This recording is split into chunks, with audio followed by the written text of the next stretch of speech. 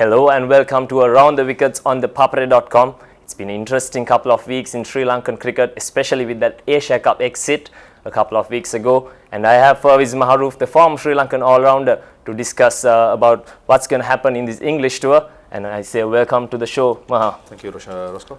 Yes, the tour of Sri Lanka, the English boys were here a couple of days back. And what do you think the probable 11 for Sri Lanka will be in that first ODI? I reckon they're going to, in my opinion, they should play all the 6 batsmen who's in the squad. And the 6 batters, the 4 bowlers would be Dushmantha Chamira Lasith, Akila Dhananjaya and ThePapare. So that makes it 10. The one position, there's a fight between, as far as I'm concerned, between Dasun Shanaka and Amila Ponso as well as Sandakan. So depending on the conditions in Dambulla, they could use anybody of them. If we choose Amila Ponso or Sandakan, that makes 4 frontline bowlers and an all-rounder. But if you go with Dasun Shanaka batting at 7, that will make 3 frontline all-round for bowlers as well as 2 all-rounders, and you got Dhananjaya Silva to bowl some off spin if needed. So one position for me is still up for grabs, but the rest of the 10, I think it'll remain the 6 batters and 4 bowlers. Yes, and Angelo Matthews has been a big blow for Sri Lanka. They have left him out of the squad due to fitness reasons. How do you think they will replace him? I think it will be very tough. Angelo has been batting at number 5 and he's been the pillar of strength, finishing off innings, and he has a nickname of finisher. So that is a big boots to fill. So I'm looking forward to see who's going to bat at number 5. It can be Chandimal, can be Dhananjaya Silva. So whoever does it is a big shoes to fill, because you have to bat the 50 overs and get the hitters, ThePapare, and if Dasun Shanaka play, Dasun Shanaka, just to go out and express themselves. So Angelo will be a miss, but overall we have a strong side, got to say that. And some youngsters coming through, and people like Sadir Samarik earned their place back after a good showing in the Mercantile. So I'm interested to watch the top 7, how I'm going to go. Yes, the wicket-keeper conundrum has been a big issue for Sri Lanka during the past couple of years, I must say. They've had plenty of wicket-keepers to choose off. Once again, we have Dikwella, Kusal Perera, Chandimal and Sadira in the squad. Who do you think will take the gloves, Maha? It's a bit of a toughie, I think. As I said, if all 6 batters play, that means all these guys play. So I think Chandimal are reluctant to leave the gloves, especially in the white ball. So I think Chandimal will keep. In case Chandimal doesn't keep, I think it's going to be Dikwella.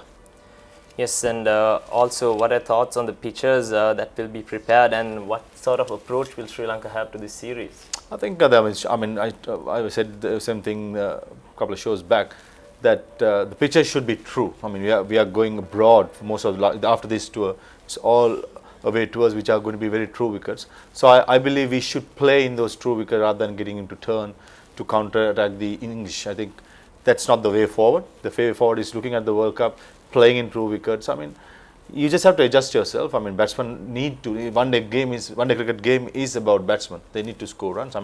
Last few series our batsmen haven't been scoring. That's why we've been losing games. So it's high time batsmen put their hands up, take responsibility, and bat around. And our approach should be, play our own brand. We can't emulate someone else, or individual can't do it. So it's very important, play to your strength, play with our flair. We always had a Sri Lankan flair how we play. That has to be back for us to, blossom in one-day cricket, as far as I'm concerned. Yes, and also this will be Dinesh Chandimal's first match as full-time ODI captain, while he's also making a comeback after 8 months. What sort of pressure will he have, Maha?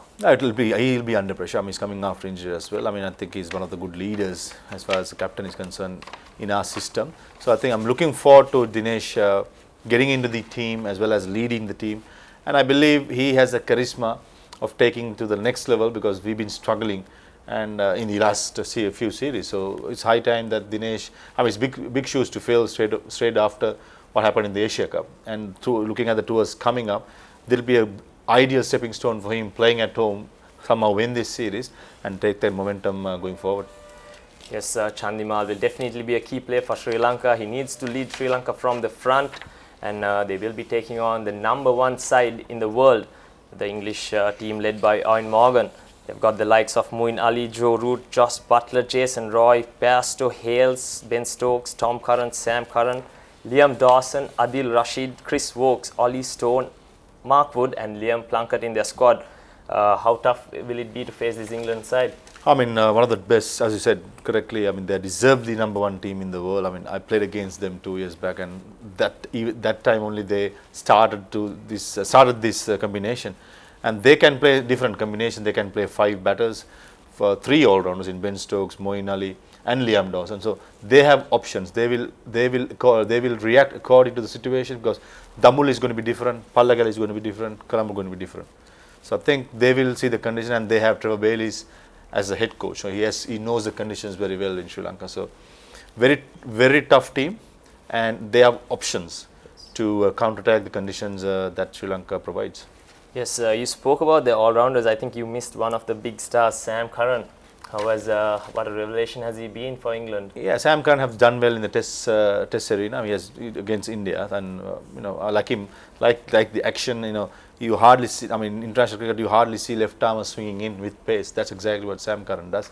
But for me, I don't think he'll straight away walk into the team, because they got Chris Wokes, Mark Wood, Ben Stokes, and Liam Plunkett coming for the last 2 games. And Sam Curran is an option, but overall, I haven't seen him perform well as he has done in Test cricket. So looking forward to seeing that as well.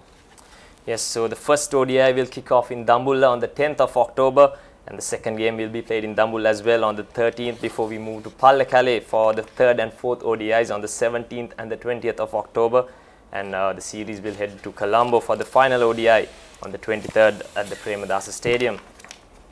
And moving on to some junior cricket, the Sri Lankan under-19s have reached the semi-final of the Youth Asia Cup. The team has been led by Nipun Dhananjaya, and they've won all 3 group matches. They beat Bangladesh by 6 wickets, Hong Kong by 10 wickets, and Pakistan in a more close encounter by 23 runs as well. What are your thoughts on their performance? Brilliant, absolutely brilliant. Beating Bangladesh and Pakistan, 2 of the leading teams when it comes to age level cricket in Asia. I mean, beating them in their home conditions, a brilliant effort by the boys so far. And I'm looking forward to watching the Afghanistan game, because Afghanistan have come leaps and bounds. It's not only the national team, but the under-17s, under-19s. They have done brilliantly well. So it's going to be a good game, and we should stick to our own brand. I mean, I always keep saying that whatever cricket we play, under-19s, first class, or national team, the A teams, we have a certain brand that we carried on from a long time, and it should be carried forward, I think. And that's what been lacking, and not in the national team before as well. The junior levels have struggled as well. So there's a big change in our mentality, as far as I'm concerned, with the brilliant coaching staff we have in the under-19 side. So the momentum carrying forward the Afghanistan is going to be very crucial. Yes, most certainly. If the juniors can go on to win this tournament, it will be a big boost for Sri Lankan cricket. And there was a big boost in the Red Bull Campus Cricket Tournament, where BMS Sri Lanka beat India in the final by 4 wickets. They beat Pakistan in the playoff as well. Your thoughts on that performance? Yeah, I've covered both the games. I thought we were brilliant. We fought back in crucial stages. I mean, the first game, the last 5 overs, we only considered something around 25 runs, something like that. That's why we won the game against Pakistan. And a game against India in the final, we never gave up after India scoring more than 200. It would have easy in the final, the pressure is on. But our boys, the youngsters, did really well, and they communicated well. I mean, we had different players coming in at different positions and doing well while batting. That's what won us the game. And there was some clean hitting, a good set of fielders as well, and some good bowling in the depth as well. So I thought, I mean, this cricket, these are the youngsters who get highlighted and go to the next level. So I'm looking forward to see some of the boys who perform well take it that next level. Yes, most certainly. You spoke a lot about flair on this show, and I'm sure we saw plenty of flair in that tournament where Sri Lanka went on to win the title. And we have the question of the week segment now. The question for this week is, who top scored in the 7-match ODI series between Sri Lanka and England in 2014? Who top scored in the 7-match ODI series between Sri Lanka and England in 2014?